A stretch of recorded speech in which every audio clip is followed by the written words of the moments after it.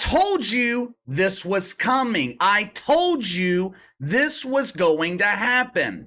I have been sitting on this story since yesterday afternoon because I was waiting for the apology that I thought was coming.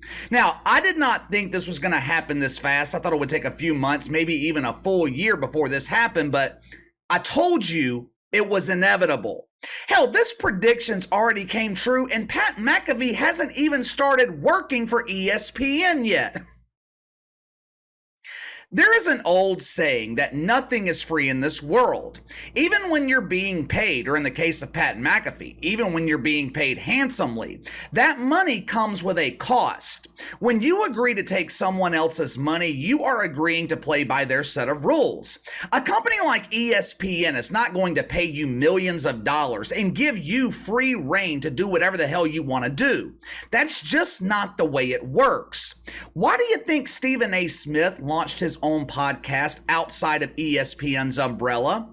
Have you noticed when people leave ESPN, they seem to suddenly find their own voice? Have you noticed that? Several months ago, Charlie Arnold left ESPN for Outkick. Most people had never even heard of Charlie Arnold until she left ESPN. What was her primary reason for leaving? She felt like she was being silenced. Sage still has admitted to being silenced by ESPN. Rachel Nichols, she was fired for using her voice, for speaking the truth about Maria Taylor. At this point, it is no longer a secret. ESPN has a narrative that they want pushed. There is a certain way they want their brand to be represented. If you take their money, you are essentially agreeing to represent their brand. There is a reason ESPN is called the worldwide leader in woke, yet for some reason, Pat McAfee thought he was exempt. Couple of months ago, after it was announced that Pat McAfee had signed a multi-year, multi-million-dollar deal with ESPN, he immediately eased the obvious concerns of his longtime viewers. Hey, it's me, Pat McAfee. I know you guys are concerned, but don't worry. ESPN's not going to change me. Nothing is changing about the show except, we can't curse. Oh, and we can't talk about certain issues. And we are going to be a little bit watered down. But besides that, I'm going to be the same Pat McAfee.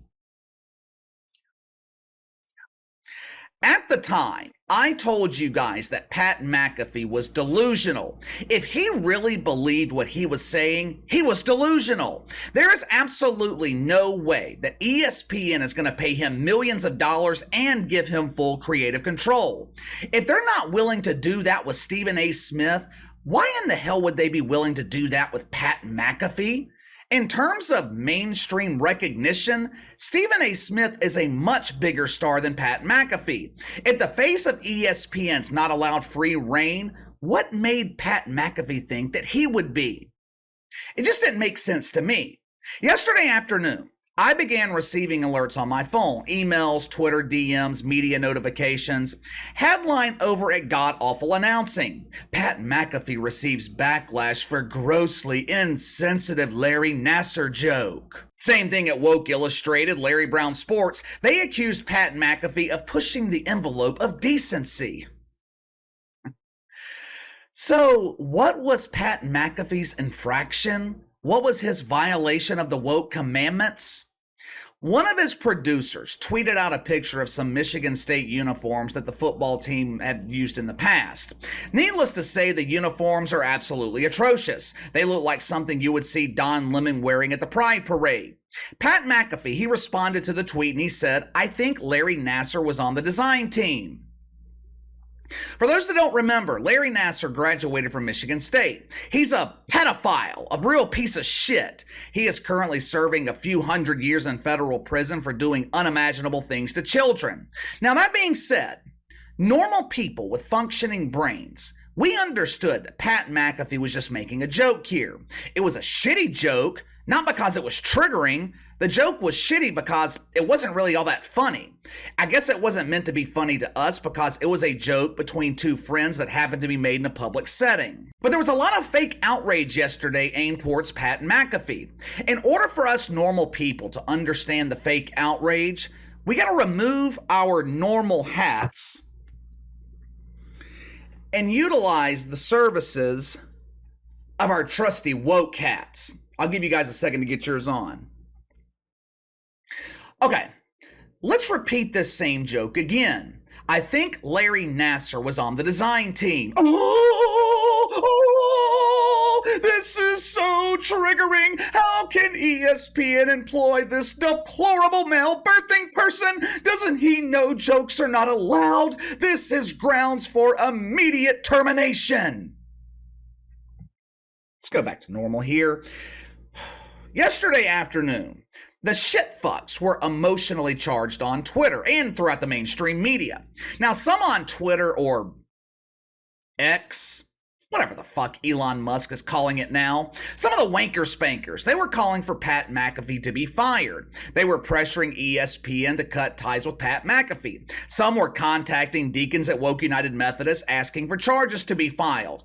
Others were contacting the perpetrator directly and asking Pat McAfee to issue a public apology while also offering to perform an act of contrition. One guy even came up with a suggestion for his act of contrition: insertion of the supersized cucumber without the benefit of preparation H. Some were asking Pat McAfee to delete this harmful tweet. Please, please delete this. I am going through so much pain seeing these words on my screen. I want to make sure no one else is forced to endure this emotional trauma. To which Pat McAfee responded with, "Why?" I happen to have the same question. Why would he delete this? Why would he apologize? If you're a grown man and you're emotionally triggered by some lame-ass joke, that is a you problem. I suggest you fondle your emotional support shovel and block Pat McAfee on social media.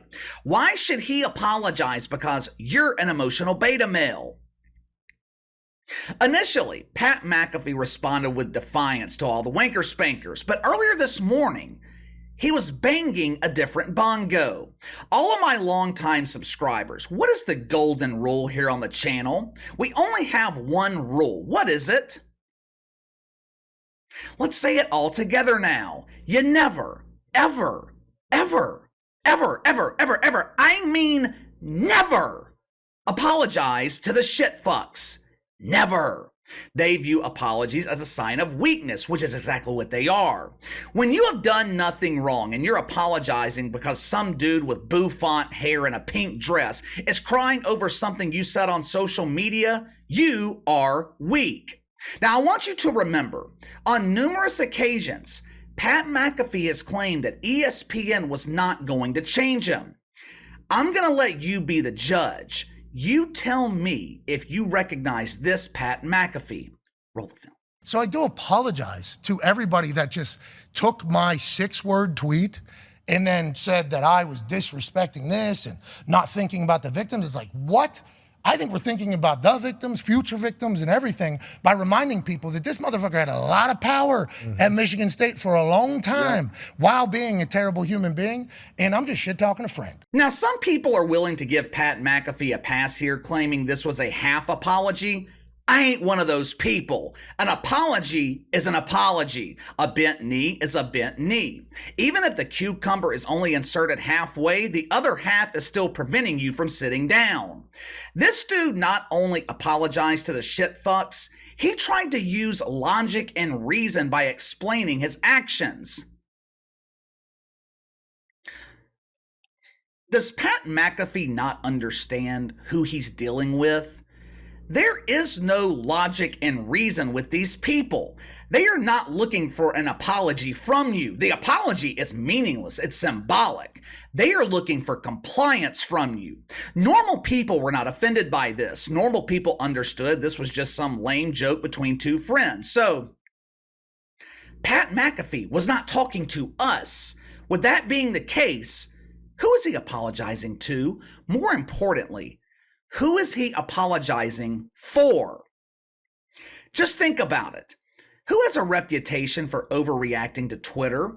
In the past, what media company has all but admitted that they base their decisions on the reactions they see on Twitter and social media? ESPN. Let me draw a parallel here that you're not hearing anywhere else. And to be completely transparent, this could all be unrelated. It could all be a coincidence, or it could be another overreaction by ESPN. I'll let you decide. Last week, the New York Post reported that ESPN was offering their radio affiliates across the country access to the Pat McAfee Show. Now, Lord knows, ESPN Radio could use the boosted ratings. Their once legendary radio division is now in the category of huge embarrassing failures, right next to CNN and Benmonte Jones. Having Pat McAfee on ESPN Radio every afternoon could boost ratings from the country. This was reported by the New York Post last week. Now, the New York Post is one of few mainstream media outlets that I trust, especially when it comes to ESPN. Their predictions, their reporting on the layoffs at ESPN, great. It's been spot on. Now, this fake outrage with Pat McAfee and his lame joke, this happened yesterday afternoon. All of a sudden, the New York Post reports this morning that there's been a change of plans at ESPN Radio. Suddenly, they're going to hold off on Pat McAfee.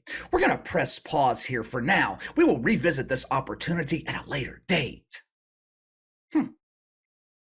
I wonder why. I'll let you decide. Like I said, this could be purely coincidental, or maybe, just maybe, ESPN is worried that Pat McAfee could violate FCC standards. I don't know. I really don't. But here's what I do know. Pat McAfee cannot be Pat McAfee working at ESPN. It's not possible. He hasn't even started working at the worldwide leader in woke, and he's already apologizing to the shitfucks. He hasn't even cashed his first woke welfare check, and he's already under the influence of ESPN. I thought it would take 6, maybe 12 months before something controversial happened with Pat McAfee where he might be forced into an apology, and it happened before he started working there. I don't know if ESPN asked Pat McAfee to apologize. That would be my guess, but I don't know. Either way, things are only going to get worse from here, but you give me your thoughts. Do you think ESPN had any influence on Pat McAfee apologizing? Do you think he should have apologized? Was the joke he made inappropriate? Also, this deal with ESPN Radio, is that a coincidence, or is this another case of ESPN making a decision based on reactions they see on Twitter and social media? You let me know. Sound off in the comments below. Like, subscribe, follow me on Twitter at KC_BTL84, and I'll see you guys tomorrow.